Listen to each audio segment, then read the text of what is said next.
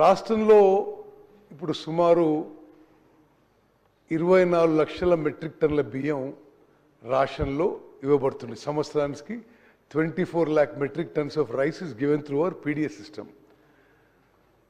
But ఈ సిస్టంలో కొంత డెఫిషియన్సీస్ ఏంటంటే స్పీకర్ గారు, చాలా ఏళ్ళ నుంచి ఈ రైసు కోర్స్ గ్రెయిన్స్ ఇవ్వడం జరుగుతుంది. అయితే ఆ కోర్స్ గ్రెయిన్స్ మీరు మెన్షన్ చేసినట్టుగా సుమారు 70 నుంచి 80% ఈ రేషన్ బియ్యము బెనిఫిషరీస్ కన్జ్యూమ్ చేయడం లేదు.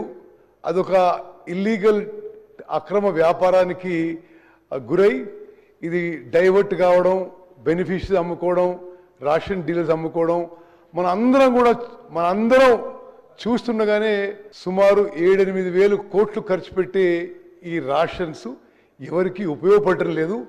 ఒక ఇల్లీగల్ మాఫియా లాగా కొంతకాలం నుంచి నడుస్తున్న విషయం అందరూ గమనించారు. ఈ విషయంలో మరి ఈ రేషన్ కార్డ్ బెనిఫిషరీస్ అందరికీ వాళ్ళు తినే విధంగా మరి ఒక మంచి క్వాలిటీ ఫైన్ రైస్ ఇవ్వాలని చెప్పి గౌరవ ముఖ్యమంత్రి రేవంత్ రెడ్డి గారు, గౌరవ ఉప ముఖ్యమంత్రి భట్టి గారు క్యాబినెట్ నిర్ణయం తీసుకున్నారు.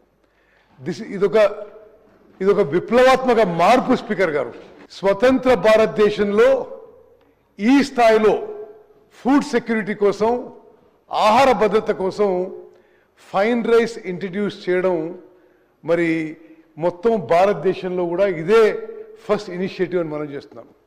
అదేవిధంగా ఉగాది రోజున 30 తారీఖున గౌరవ ముఖ్యమంత్రి గారితో ఈ పీడిఎస్లో ఈ రేషన్ కార్డ్ బెనిఫిషరీస్కి ఫైన్ రైస్ ఇచ్చే స్కీమ్ మరి రాష్ట్ర వ్యాప్తంగా లాంచ్ చేయడం జరుగుతుంది.